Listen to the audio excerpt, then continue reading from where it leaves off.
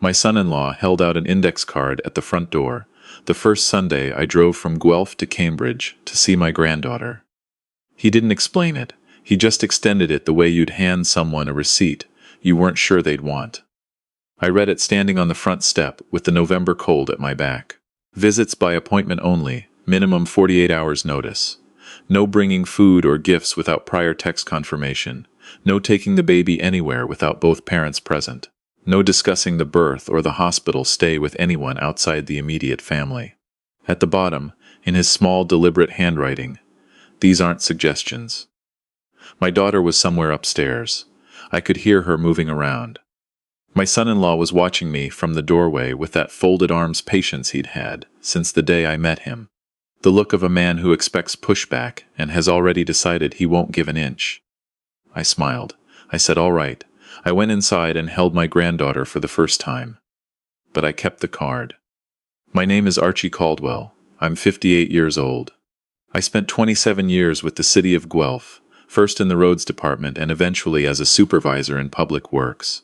And I retired 2 years ago when my wife Miriam had her stroke. She spent 11 weeks in the hospital at Guelph General after the first one, recovered enough that we started to believe, and then had a second one in her sleep 4 months later.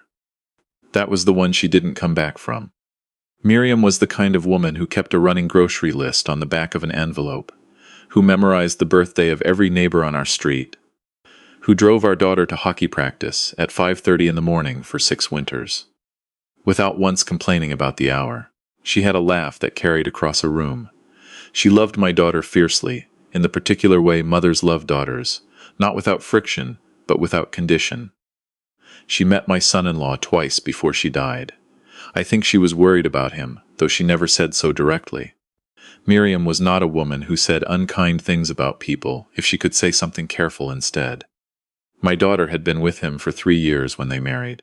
I'd had reservations I kept mostly to myself, because she was 32 years old, and it wasn't my life to live for her, and because the reservations I had were the kind that are hard to articulate without sounding like you're just being protective in the way fathers are accused of being. He was controlling in small ways. He decided which friends she saw and how often. He didn't like her family calling without warning. He'd corrected her in front of me twice at dinner in a tone I found difficult to sit with. But he was employed and reliable, in the practical ways people mean when they say that, and my daughter loved him. So I said nothing. I gave them space. And when they got pregnant and started looking at houses in Cambridge, a 45-minute drive from Guelph, close enough, I gave them $45,000 for the down payment. Miriam had left me her half of a small inheritance from her father, and I wanted the money to mean something, to go somewhere she would have wanted it to go. I didn't ask for anything back. It was family money, and they were family. What I didn't fully understand yet was that in my son-in-law's accounting, that $45,000 had already been categorized, not as a gift, as leverage. My granddaughter Sage was born that October, healthy and loud, with a head of dark hair she got from my daughter's side. I drove to the hospital the same afternoon my daughter called, and sat in the corridor for an hour before they let me in. My son-in-law was the one who opened the door to the room. He looked at me for a moment before he stepped aside. That was 3 years ago. The index card was just the beginning. Over the following months, the conditions multiplied the way conditions do when no one challenges them, quietly, each one arriving in the form of a reasonable-sounding request. He'd like visits limited to Sunday afternoons. He'd prefer I call the day before, not just text. He wasn't comfortable with me taking Sage to the park alone. Nothing personal, he just wanted one of them present. He'd appreciate it if I didn't offer Sage food I hadn't checked with them first about. I followed every one of them. I'm not someone who starts fights. I'm someone who shows up when he says he will and does what's asked of him. I brought no food. I texted 48 hours ahead. I never arrived unannounced. I watched my granddaughter through a window of approved behavior, and I was grateful for whatever piece of her time I was allowed. But every few months, something tightened. Visits got shorter. There were more Sundays where he'd text to say it wasn't a good time. She's fussy, she's not sleeping well, maybe next week. I started keeping track. In one stretch of 4 months, I saw Sage twice. Once for an hour and a half on a Sunday in February, and once at a birthday party for a neighbor's child, where Sage ran to me across the backyard, and he watched that happen from the deck without smiling. I mentioned it to my daughter when I could reach her alone. She said he was stressed about work. She said the baby phase was harder than they'd expected. She said I just needed to be patient. I tried to understand where she was. I truly did. But I was starting to see the shape of something I didn't yet have a name for. The call that changed everything came on a Thursday evening in March. My daughter phoned me herself, which was unusual. By that point, most of our communication had migrated to a family group text he was also part of. She sounded tired in a way that wasn't about sleep. She said my son-in-law wanted to have a conversation with me. She said it the way people say things they've been asked to say, careful about each word. We met the following Saturday, not at their house. At a Tim Hortons, on the edge of Guelph, which told me everything about where we now stood. We were meeting on neutral ground, like representatives of two countries that had stopped trusting each other. He came alone. He was polite. He had a coffee already in front of him when I arrived. He said things were tight, that the cost of living had gone up the way it had for everyone, that they were managing, but it was hard. He said family support was important to him, and that he appreciated everything I'd contributed. He paused. He had clearly rehearsed this part. He said that if I wanted to maintain regular visits with Sage going forward, he felt it would be fair for me to contribute to her costs. Not as a loan. Not when I felt like it. A standing monthly e-transfer of $600 to an account he controlled, which he called a childcare support arrangement. He said it was a reasonable ask, given the value I was getting from the relationship. He said the value I was getting from the relationship. I sat with my coffee. I looked at him. He was 38 years old, and he was sitting across a Tim Hortons table, explaining to me that seeing my granddaughter would cost $600 a month. I said I needed some time to think. He nodded like that was perfectly sensible. I drove back to Guelph in the kind of silence that isn't peace. It's the silence you keep when you're working very hard, not to say the thing that once said cannot be taken back. That night I sat at the kitchen table, where Miriam and I used to have our morning coffee, and I thought about Sage's dark hair and the way she said grandpa, with the emphasis on the second syllable, like she was delighted by the word every time she used it. I thought about Miriam holding Sage in the hospital. On the one afternoon she was well enough, how she had cried quietly and tried to hide it. I thought about $45,000 going into a house where I now needed an appointment and a monthly fee to sit on their couch. And I thought about a conversation I'd had the previous fall with my neighbor Yvette, whose daughter had gone through a very difficult custody situation. She'd mentioned a family law lawyer in Guelph she described as measured and thorough. Not the kind of person who escalates for the sake of it, but someone who knew how to read a situation carefully. I'd taken his card to be polite. I found it in the kitchen junk drawer, under some expired coupons and a spare house key.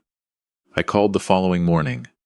The lawyer, I'll call him Mr. Deshane, put me through within the hour. I talked for a long time. He listened without interrupting. When I finished, he was quiet for a moment, and then he said, Mr. Caldwell, before we do anything else, I want you to gather some things. Save every text, every email, every communication where access has been restricted or conditions have been stated. Write down every canceled visit with dates. And I want you to contact your accountant and have them pull everything related to the $45,000. I asked why the accountant.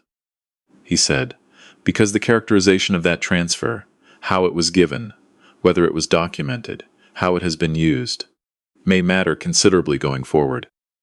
I'd like to understand what financial relationship actually exists between you and your daughter's household before we take any other steps. I had used the same accountant for 16 years. Her name was Rowena, and she was the kind of person who kept paper files as backups to her digital records, who had never once missed a filing deadline in her professional life, who I trusted completely. I called her the same afternoon. What Rowena found took both of us a moment to absorb. The $45,000 I had transferred hadn't gone entirely where I'd understood it to go. My daughter had given Rowena access to the relevant banking records. She'd done it quietly, without telling her husband, because she herself had started to wonder. The down payment had been made, yes, but a portion of the funds had moved from their joint account into a separate account in my son-in-law's name alone, opened a few months after the original transfer. Over roughly 14 months, just over $21,000 had been redirected in amounts small enough not to draw immediate notice. Some of it had gone to pay down a personal line of credit he'd never mentioned to my daughter. Some of it could not be traced to any household expense either of them could account for. My daughter had handed Rowena the statements herself. She had been suspicious for months and hadn't known how to say it out loud to anyone. I sat in Rowena's office for a long time after she walked me through it. I thought about my son-in-law's rehearsed speech at the Tim Hortons. I thought about the way he'd said the value you're getting from the relationship. I thought about my daughter's voice on the phone those past months, that specific tiredness that wasn't about sleep. I thought about what it means to be the last one in a room to understand something that everyone else has been living inside for a long time. I didn't contact either of them. I kept following the rules. I kept texting 48 hours ahead. I kept arriving at the approved time, parking on the street, accepting the window I was given. I sat on their gray sectional and watched Sage do puzzles and told her about the cardinals that came to the feeder in my backyard. I did not let anything show on my face. Sage asked me once during those weeks why I was so quiet. I told her I was listening. Listening to what? She asked. To you, I said. She considered this for a moment with the gravity only a 3-year-old can bring to a simple statement and went back to her puzzle. She had no idea that the adults around her were holding their breath. Mr. Deshane and Rowena worked together over the following 5 weeks. I didn't rush them. At the end of the 5th week, Mr. Deshane called to tell me we had what we needed. He had prepared a formal demand letter. It laid out the history of the $45,000, documented, characterized, and presented under the circumstances of how the funds had been redirected alongside the conditions placed on my access to my granddaughter. The letter formally requested repayment and noted that legal action would follow if the matter was not addressed. It also formally asserted my rights as a grandparent under Ontario's Children's Law Reform Act, which does allow grandparents to apply to the court for access to a grandchild when that access is being unreasonably denied.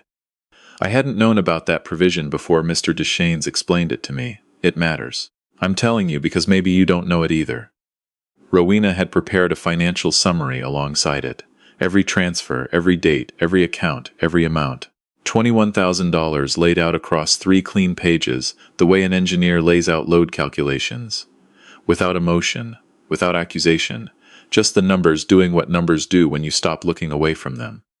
I put both documents on a USB drive. I called my daughter, not my son-in-law, my daughter, and asked if I could come by that Sunday as usual. She said yes. I drove to Cambridge with the USB drive in my jacket pocket. My son-in-law answered the door. He was wearing the careful expression he always kept ready when I arrived. Managed, somewhere between civil and territorial. My daughter appeared in the hallway behind him. Sage was somewhere in the back of the house. I could hear her talking to herself, the quiet running commentary children maintain when they're playing alone, and the world is exactly the right size. I said I had something for both of them. He started to say something about the timing, that this wasn't really the moment. I said quietly that it would only take a minute. I held out the USB drive. He looked at it. Something crossed his face. Not quite suspicion, more like the instinct of a man who has learned to be careful around surprises. My daughter stepped forward and took it. She plugged it into her laptop at the kitchen table. He stood behind her, reading over her shoulder. I stood near the doorway, with my hands in my pockets, and watched. She read the first document, then the second. He read them with her. I watched his expression travel through several countries in the space of about 90 seconds. Confusion, then recognition, then something tight and controlled that was reaching for indignation and not quite getting there. "What is this supposed to mean?" he said. "It's a letter from my lawyer," I said, "and a financial summary from my accountant. I think you both need to read everything carefully." He started to speak about the account, about the line of credit, about how he'd managed the household finances in a way that made sense at the time, about how this was being framed unfairly.